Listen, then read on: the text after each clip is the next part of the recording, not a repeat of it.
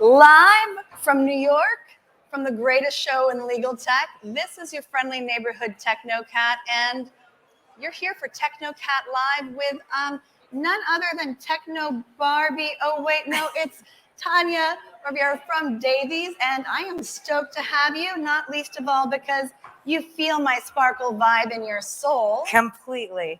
So welcome. I'm so glad to have you here. How are you liking this show? You know what? I actually feel like everybody's really here for it this year.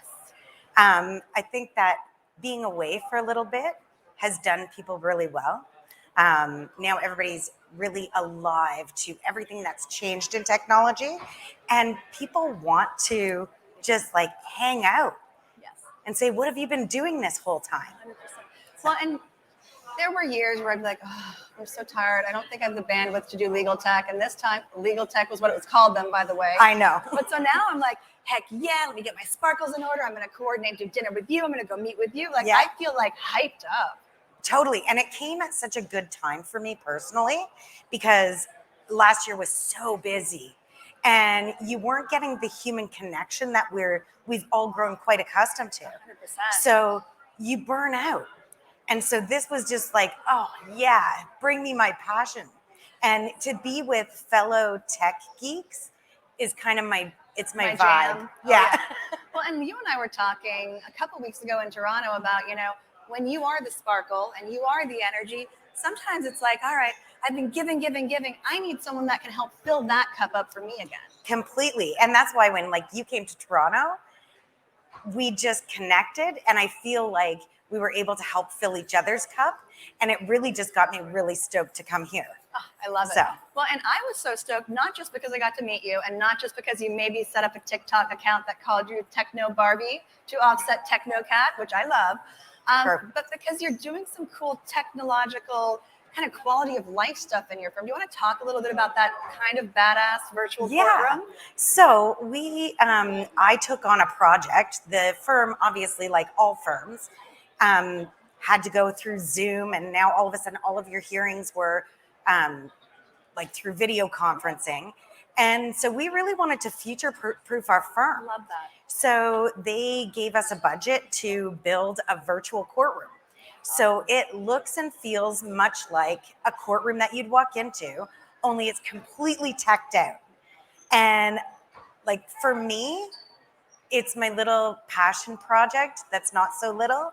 And it has some pretty cool features. Well, and I had the pleasure of having a meeting and doing some video demonstrations on it. We're talking massive screens, perfected audio, soundproofing, videos that are at the perfect angle to make you not look like you're in the witness protection program, but actually look good. Yeah, so a few of the things that we did was in each station in the virtual courtroom, we tilted the lights to within millimeters to make sure that your face and everything was at the best angle possible. I mean, I felt like, all right, I'm ready to put this on LinkedIn. It looks good. Yeah, and same as your audio too, because the worst thing that happens when you're in the middle of court is people say, I can't hear you. Can you speak up? And it really can interrupt an examination. Oh, 100%. And if you're in the middle of impeaching a witness, can you imagine what kind of impact that might have on your strategy? 100%. So, I mean, those are maybe not your big AI moments, but they're important. Of life, though.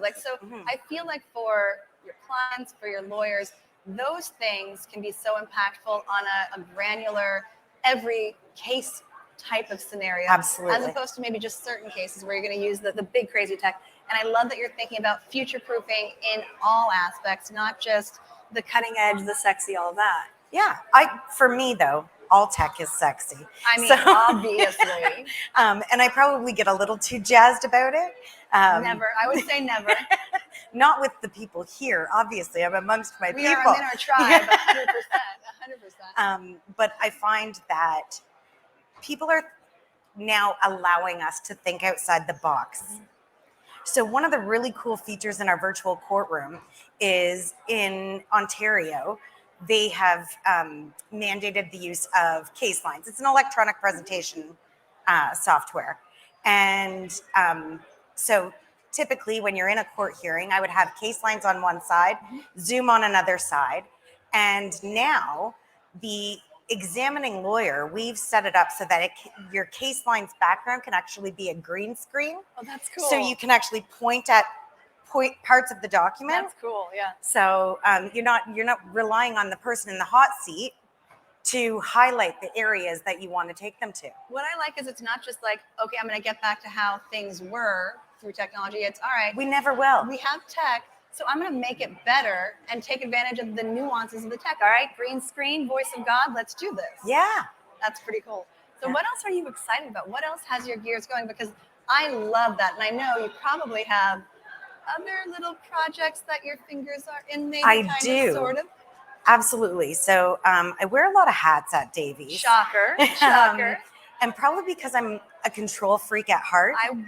And I want to be in on everything, especially innovation. Oh, you mean FOMO? Yes. FOMO. Completely. And so right now we are looking at all new technology. We're going all in on AI. I mean, you want to say that again? All Right? AI. And that's super important to us. Like, we work on high profile, big cases. So we want to be experts. It is our duty to become Love that. experts. It's not enough just to know about it. That's part of practice.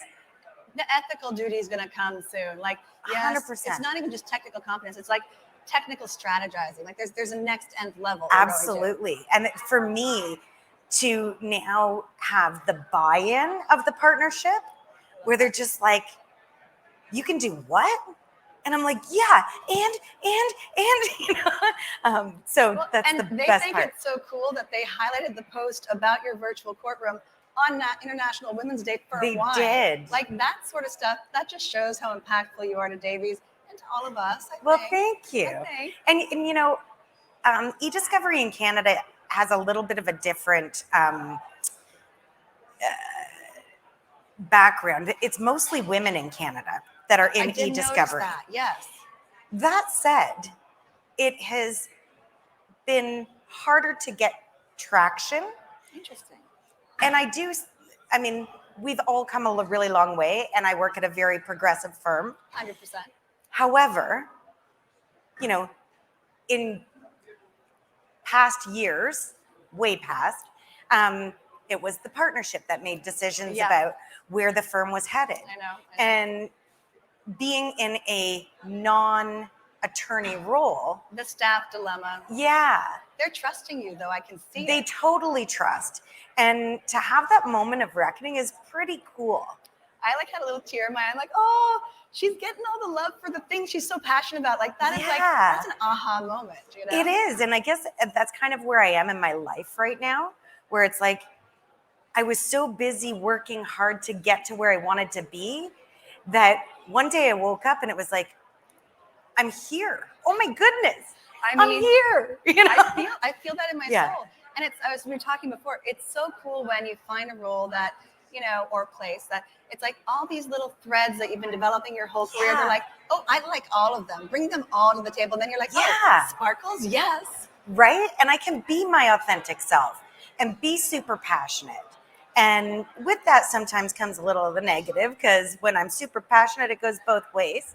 I know nothing about that, I promise. But they love that I'm very fortunate to work at a firm that embraces that passion.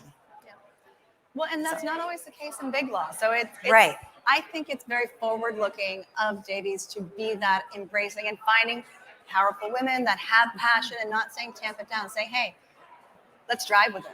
Totally. They're all about it. They've always encouraged me to get my profile out there, do what you need to do. They've given me autonomy in ways I never dreamt possible. Love it.